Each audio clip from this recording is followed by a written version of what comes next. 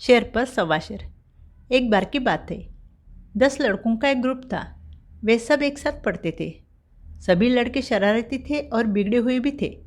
एक दिन वह सब कॉलेज जाने के लिए निकले, लेकिन कॉलेज में न जाते हुए एक पर्यटन स्थल पहुँचे। उन्हें पता था कि शाम तक हम घर पहुँच जाएंगे। वे जहाँ गए थे वह एक बहुत सुंदर जगह थी। दिखने में तो बहुत पुरानी हवेली लग रही थी। सब लड़के वहाँ पर पहुँच गए। जगह बहुत बड़ी थी। इधर उधर देखते देखते 1 घंटा बीत चुका था। बीच में उन्हें भूख लग गई थी, तो उन्होंने बाहर से कुछ खाने के लिए खरीदा। अंदर आकर एक जगह पर बैठकर खाने के बाद सब कचरा वहाँ पर ही छोड़ा और खाने की चीज़ें भी नीचे गिरा दी। कुछ लड़कों ने तो पान खाकर वहीं दीवारों पर थूक दिया। तभी एक की नज़र वहाँ पर लगाए हुए बोर्ड पर पड़ी। उस पर लिखा था कि गंदगी फैलाने वालों को 700 रुपये जुर्माना भरना पड़ेगा। वह पढ़कर वे थोड़े घबरा गए। वे सब बातें करते करते थोड़ा आगे गए। उनमें से एक ने कहा कि हम इसमें से कागज़ के बड़े बड़े टुकड़े तो उठा सकते हैं, लेकिन जो खाने की चीज़ें गिरी हुई है और पान थूक कर जो दीवारें गंदी की है उसे साफ करना तो मुश्किल है। अब हमें क्या करना चाहिए? इसी सोच में वे खड़े थे। उसी वक्त दूसरे ने कहा कि उससे अच्छा अगर पकड़े गए तो हम 700 रुपये भर देंगे। तभी एक ने पूछा कि 700 रुपये किसके पास है? तब दूसरे ने कहा कि हम सब मिलकर 100 रुपये इकट्ठा करते हैं और अगर पकड़े गए तो उसमें से 700 रुपये दे देंगे। वे बातें करते करते थोड़ा आगे आ चुके थे। उस वक्त वहाँ पर बहुत कम लोग थे।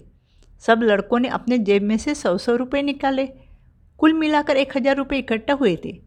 उन्होंने वे 1000 रुपये एक लड़के के जेब में रख दिए और कहा कि अगर पकड़े गए तो इसमें से 700 रुपये निकाल कर तुम दे देना।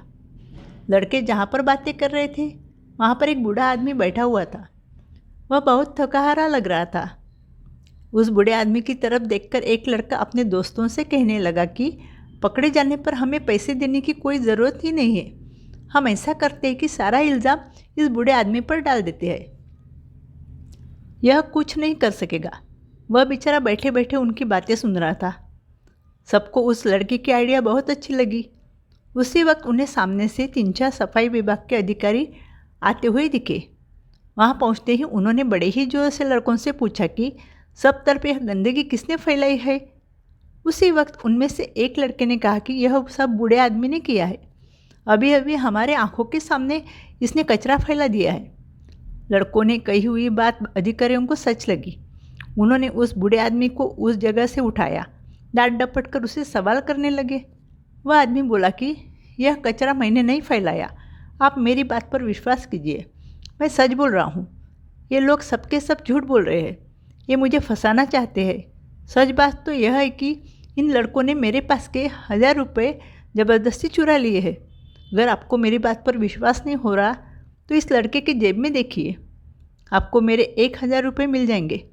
एक अधिकारी ने उस लड़के की जेब में देखा तो सच में उसे 1000 रुपये मिले।